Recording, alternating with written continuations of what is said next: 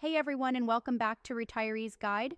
If you're watching this video, chances are you or someone you love depends on SNAP benefits, EBT, or food stamps to put groceries on the table. And I've got some news that's going to directly impact your monthly food budget starting October 1st. Now, before we dive in, I want you to know that I spent hours reading through the official USDA reports, state agency updates, and policy changes, so you don't have to wade through all that government paperwork. I know how confusing and overwhelming this stuff can be, especially when you're already juggling bills, appointments, and just trying to get by day to day. Today, we're talking about changes that affect millions of Americans. Whether you're a single mom trying to stretch your grocery budget, a veteran dealing with service-connected disabilities, someone receiving SSI or SSDI, or anyone who's found themselves needing food assistance. Some of these changes are good news. Some, well, we'll talk about that too. But here's what I promise you. By the end of this video, you'll know exactly what's happening, who it affects, and most importantly, what you can do about it. All right, let's break down exactly what we're covering. There are several changes happening to food assistance programs starting October 1st, and they don't all affect everyone the same way. Here's our roadmap. First, we'll talk about who exactly is affected by these changes. And this might be broader than you think. We're talking about SNAP recipients, people getting SSI or SSDI, veterans receiving VA benefits, and even some folks who might not realize they qualify for assistance. Second, we'll dive into what's actually changing. Now, I'm going to be straight with you. Some of these changes are increases that will help families, but others are adjustments that might feel like cuts if you're used to the pandemic-era boosts. Third, we'll cover some genuinely good news that I think will surprise you. There are new programs and expanded eligibility that could mean more help for your family. And finally, we'll talk about what you can do right now today to make sure you're getting every dollar you're entitled to. Let me paint you a picture of who we're really talking about here. Because behind every statistic is a real person trying to feed their family. According to the latest USDA data, over 42 million Americans receive SNAP benefits. That's roughly 1 in 8 people in this country. But let's break that down into real terms. Single parents and families with kids. About 70% of SNAP households include children. We're talking about working parents whose paychecks just don't stretch far enough, single moms and dads who are doing everything they can, and families where someone lost a job or had their hours cut. Veterans. Nearly 1.4 million veteran households receive SNAP benefits. These are people who served our country and are now struggling to put food on the table. Many are dealing with service-connected disabilities that affect their ability to work full-time. People with disabilities. Around 20% of SNAP recipients are adults with disabilities. Many receive SSI or SSDI, and those fixed incomes often fall short when it comes to covering both rent and groceries. Seniors. About 12% of SNAP households include someone over 60. These are our grandparents, people who worked their whole lives and now find themselves choosing between medications and meals. Working families. Here's something that might surprise you. Most able-bodied SNAP recipients work. They're cashiers, home health aides, retail workers, restaurant employees. They're working, but their wages just aren't keeping up with the cost of living. If you fall into any of these categories, or if you know someone who does, these changes are going to affect you directly. Now, let's get into the specifics of what's happening October 1st. I'm going to break this down into 3 main categories: increases, adjustments, and new opportunities. The increases, some good news first. Starting October 1st, the maximum SNAP benefit amounts are increasing for most household sizes. According to the USDA's annual adjustment, here's what the new maximum monthly benefits look like. For a single person, up to $291 per month. That's an increase of about $15.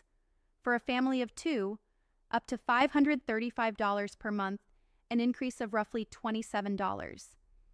For a family of 3, up to $766 per month, about $39 more. For a family of 4, up to $973 per month, roughly $49 increase. Now, I want to be clear. These are the maximum amounts. Your actual benefit depends on your income, expenses, and other factors. But for many families, this means a little more breathing room at the grocery store. Here's where I need to be honest with you about something that's been confusing a lot of people. These increases I just mentioned, they're not actually increases from what you might be getting right now. Let me explain. During the pandemic, there were emergency allotments that boosted SNAP benefits. Many states have been phasing those out over the past year. So, while the official maximum benefits are going up for October, many families might actually see their total monthly benefits go down if they were still receiving those pandemic boosts. According to the Center on Budget and Policy Priorities, families that were getting emergency allotments could see their benefits drop by $95 per month or more, even with the October increase. I know that's frustrating and confusing.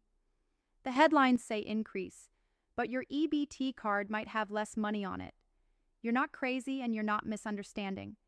This is genuinely complicated. If you receive SSI, SSDI, or VA benefits, there are some specific things you need to know. Many people in these situations qualify for SNAP, but don't realize it, or they face special rules. For SSI recipients, the good news is that you're automatically eligible for SNAP in most states, and your benefits are calculated differently. The October changes should mean a small increase in your food assistance. For SSDI recipients, your eligibility depends on your total household income and expenses. The asset limits have been raised in many states, which means you might qualify even if you have a small savings account or own a car. Veterans receiving VA disability benefits, and this is important. Your VA benefits don't count as income for SNAP purposes in most cases. That means even if you're receiving VA compensation, you might still qualify for food assistance. All right, I promised you some genuinely good news, and here it is. While the benefit calculations are complicated, there are several positive changes happening that could mean more help for your family. SNAP online purchasing is now available in all 50 states.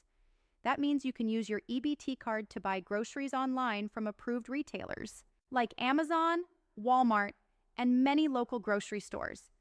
This is huge for people with disabilities, seniors who have trouble getting to stores, or parents who can't always make it to the grocery store during regular hours. More states are participating in the Restaurant Meals Program, which allows certain SNAP recipients, particularly seniors, disabled individuals, and homeless people, to use their benefits at participating restaurants. This program recognizes that not everyone has access to a kitchen or the ability to prepare meals at home. Many states have streamlined their SNAP application processes. Some now allow online applications, phone interviews instead of in-person visits, and longer certification periods, so you don't have to reapply as often.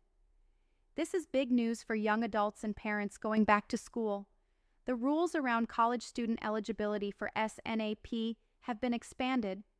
More students can now qualify, especially those in career training programs, working students, and parents attending school. Okay, so what does all this mean for you, and what should you do about it? If you're already receiving SNAP, log into your state's EBT portal or call the customer service number on the back of your EBT card. Check when your benefits are scheduled to be recalculated with the new amounts. In most states, this should happen automatically, but it's worth verifying. The income limits for SNAP are higher than many people realize. For 2024, the gross monthly income limit for most households is 130% of the federal poverty level. For a family of 4, that's about $3,250 per month. Even if you work, even if you receive SSI, SSDI, or VA benefits, you might still qualify. Don't assume you make too much money. I've talked to countless people who thought they wouldn't qualify, applied anyway, and were surprised to be approved. SNAP is just one piece of the puzzle. Look into WIC if you have young children. Check if your area has local food banks or pantries, and see if you qualify for utility assistance programs. These programs work together to stretch your budget further. If your benefits seem wrong, if your application is denied and you think it shouldn't be, or if you're having trouble with your case, you have the right to appeal. Every state has a process for this, and there are often legal aid organizations that can help you for free. Here's something I want you to remember as we talk about all these numbers and policy changes. Food insecurity isn't a personal failing. It's not because you didn't work hard enough or make good enough choices. It's because we live in a time when housing costs have skyrocketed. Wages haven't kept up with inflation, and unexpected expenses can knock anyone off their feet. But the fact that over 42 million Americans need food assistance isn't a sign that 42 million people are doing something wrong. It's a sign that our economy has some serious issues. And these programs exist because we recognize that no one should have to choose between rent and groceries. I've been covering these issues for years now, and one thing I've learned is that the people who use these programs are some of the most resourceful, hardworking people I know. You're making tough decisions every day, stretching every dollar, and taking care of your families under difficult circumstances. These benefit changes, whether they're increases or adjustments, represent real money that affects real families.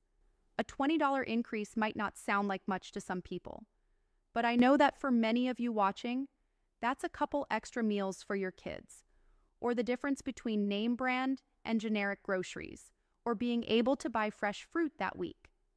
As we move into the fall and winter months, there are a few more things to keep an eye on. The Farm Bill, which governs SNAP and other nutrition programs, is up for renewal, and there are ongoing discussions in Congress about changes to these programs. I'll be monitoring these developments and will keep you updated as new information becomes available. The important thing is to stay informed and to make sure your voice is heard when these policies are being debated. Also remember that benefit amounts are adjusted annually based on the cost of food, so there will likely be changes again next October. I know it's a lot to keep track of, but that's why this channel exists, to help break down these complex issues and keep you informed. Look, I know this is a lot of information, and some of it might feel overwhelming. The key things to remember are benefit amounts are increasing on October 1st, but the reality of what you'll see on your EBT card depends on whether your state was still providing pandemic emergency allotments. If you're not currently receiving SNAP but think you might qualify, it's worth applying. The income limits are higher than many people think. If you're receiving SSI, SSDI, or VA benefits, don't assume you can't get SNAP too. Many people in these situations do qualify, and every little bit helps when it comes to stretching your budget. And remember, using these programs isn't something to be ashamed of. They exist because we, as a society, have decided that everyone deserves access to nutritious food. You're not taking advantage of anything. You're using programs that you have every right to use. If this video helped you understand what's happening with your benefits, please give it a thumbs up and consider subscribing. I post new videos every week covering topics like this, updates on government benefits, tips for stretching your budget, and information about programs that might help you and your family. And speaking of other videos that might help, I've got a whole series on maximizing your SNAP benefits, finding additional food assistance programs, and navigating the application process.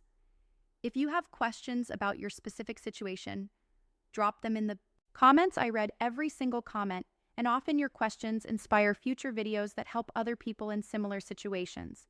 Remember, you're not alone in this. There are millions of people in similar situations, and there are programs and resources available to help. Stay informed, know your rights, and take care of yourself and your family. Thanks for watching, and I'll see you in the next